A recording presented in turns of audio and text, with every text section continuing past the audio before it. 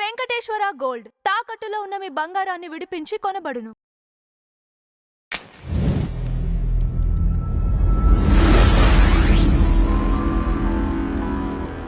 అసలు ఎందుకు కోరుకుంటున్నారు హిందూ రాజ్య స్థాపన అనేది? ఎందుకు కోరుకుంటున్నారు అనేది, అట్లానే దీనివల్ల ఎవరికి లాభం, ఎవరికి నష్టం? అందరికీ నమస్కారం అండి. సో ఇక్కడ హిందూ రాష్ట్రం అనే కాన్సెప్ట్ ఇప్పుడు కొత్తగా ఎంచుకున్నది ఏం కాదండి. మాకు 1857 తిరుగుబాటు గురించి ఒక అద్భుతమైన గ్రంథాన్ని ఇచ్చిన లలిత్ సావర్కర్ లలిత్ గారు, మహాశయుడు. ఒక చిన్నది. సారీ, మేము Yeah. ఇక్కడ రాజ్యం, రాష్ట్రం రెండిట్లో తేడా ఏం లేదు కదా? ఏం లేదు, అదే క్లియర్. హిందూ రాష్ట్రం అనేది కాన్సెప్ట్. కాన్సెప్ట్. రాష్ట్రం అంటే ఇప్పుడు మనకి ఫెడరల్ పాలసీ వచ్చిన తర్వాత స్టేట్ ని ఒక రాష్ట్రం అంటున్నాం. మొత్తం మేము భరతఖండం మొత్తాన్ని కూడా ఒక రాష్ట్రం అని చెప్తారు.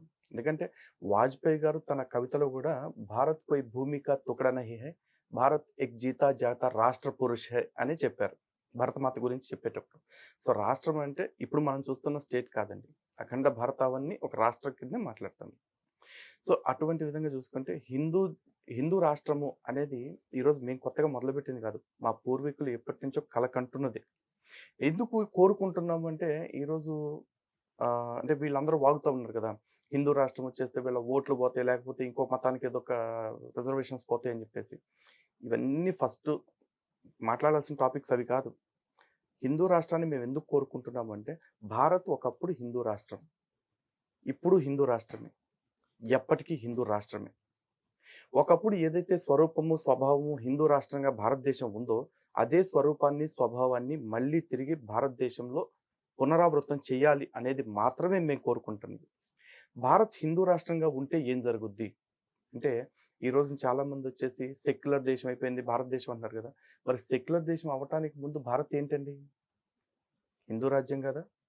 అంతకుముందు ముస్లింలు భారతదేశాన్ని పాలించారు చాలా రోజులు, ఆ తర్వాత క్రైస్తవులు పాలించారు, అంతకుముందు హూనులు శకులు వీళ్ళందరూ పరిపాలన చేశారు. ఎంతమంది పరిపాలన చేసినా భారతదేశపు ఆత్మ ఎప్పుడూ సనాతన ధర్మమే. ఆ సనాతన ధర్మంతో కూడిన ఆత్మ ఉండటం వల్లనే ఇన్ని మతాల వాళ్ళు ఇక్కడికి వచ్చి సంతోషంగా బ్రతుకుతున్నారు, స్వేచ్ఛగా బ్రతుకుతున్నారు. కానీ విచిత్రంగా ఏ దేశంలో లేని దౌర్భాగ్యం భారతదేశంలో మాత్రమే మనం చూస్తాం. అదేంటంటే హిందూ రాష్ట్రము లేదా జై జై హిందూ రాష్ట్ర అని ఒక నినాదం చేయగానే, హిందూ రాష్ట్రంగా మార్చి మీరు ఏం చేయాలనుకుంటున్నారు అని చెప్పి అడుగుతారు. అరే ఏం చేయాలనుకుంటున్నారు అనేది మీకు తెలియట్లేదా? ఈరోజు భారతదేశం ప్రపంచవ్యాప్తంగా చూద్దామండి, 31.5% క్రైస్తవుల జనాభా ప్రపంచ జనాభాలో చూసుకున్నట్లయితే. మరి వాళ్ళకి దాదాపు 157 క్రైస్తవ దేశాలు ఉన్నాయిగా. ఎవడో వచ్చేసి క్రైస్తవ దేశాలు ఎలా ఉంటాయి అప్పుడు అనట్లా. 26.5% ముస్లిం జనాభా ఉంది. మరి 26.5% ముస్లిం జనాభా ఉన్న వాళ్ళకి 57 ఇస్లామిక్ దేశాలు ఉన్నాయిగా. ఈ 57 ఇస్లామిక్ దేశాల్లో 23 దేశాల్లో కంప్లీట్గా షరియా చట్టాలు అమలు చేస్తూ ఉన్నారు. అంటే కంటికి కన్ను పంటికి పన్ను అని చెప్పేసి. చివరికి మన దాయాది దేశాలుగా చెప్తున్నారు చాలామంది. దాయాది దేశాలు కాదు, మన శత్రు దేశాలైన పాకిస్తాన్ కావచ్చు, బంగ్లాదేశ్ కావచ్చు, లేకపోతే ఇక మిగతా చుట్టుపక్కల ఉన్న ఆఫ్ఘనిస్తాన్ కావచ్చు, సౌదీ అరేబియా కావచ్చు, ఇరాను ఇరాక్, వీటన్నిటిలో ఇస్లామిక్ చట్టాలతోటే నడిపిస్తున్నారు.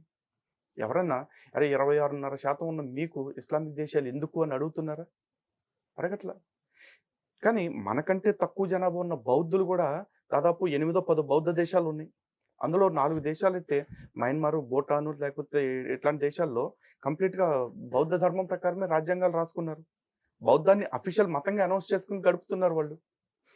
చివరికి బుద్ధిస్ట్ రాజ్యాలు కూడా 4 ఉన్నాయి. ఎవరు ఎందుకు అనే క్వశ్చన్ అడగట్లా.